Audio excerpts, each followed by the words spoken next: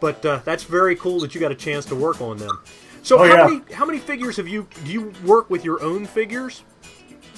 As far as, what do you mean? When you perform, do you work with your own figures, or do you? Well, figures? Not necessarily. No, one of my figures I did, and I kind of retired him, and I've actually been in the process of rebuilding another one that will take his place, because he was kind of crude. I mean, he was my first one, and then of course I have the Brant Gilmer Charlie Dog, and then I have the Louis character, which was a Ray Gwill creation. So I have that one.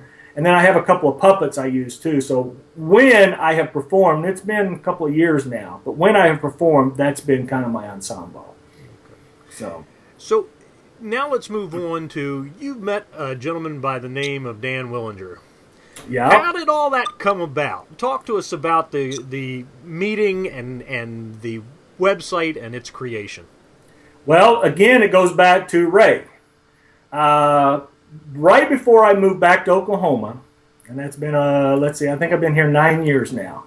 Right before I moved back, Ray had just met Dan on the phone, and he was doing restoration work. And then I moved out here, and I heard him talk about Dan a couple of times and this type of thing, but just very, as a matter of fact type thing.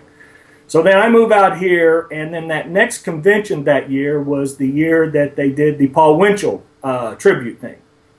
And so Ray says, I'm going to go to the convention. You got to be sure and go to the convention. I said, okay, sure, I'll go. And that was my first Vent Haven convention. And what year was that? Let's see. Okay, let's see. It's been 7 years. Is it 7? No, the 8. So go backwards. What is that? 2006. Okay. I think it's 2006. I think's what it is. 2005, 2006. One of those.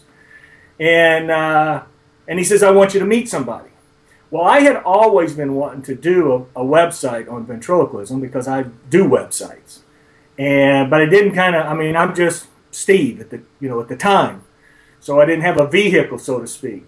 So I met Dan. Dan had this collection. We got to talking, and one thing came to another. And Ray says, Steve builds websites. Show off your collection, and so it just kind of mushroomed from there. And that was the beginning, and that's how it all started. And the actual name Ventriloquist Central was kind of Ray's idea. He said, you need a central place for ventriloquism. And so we come up with Ventriloquist Central. So Ray actually come up with the name.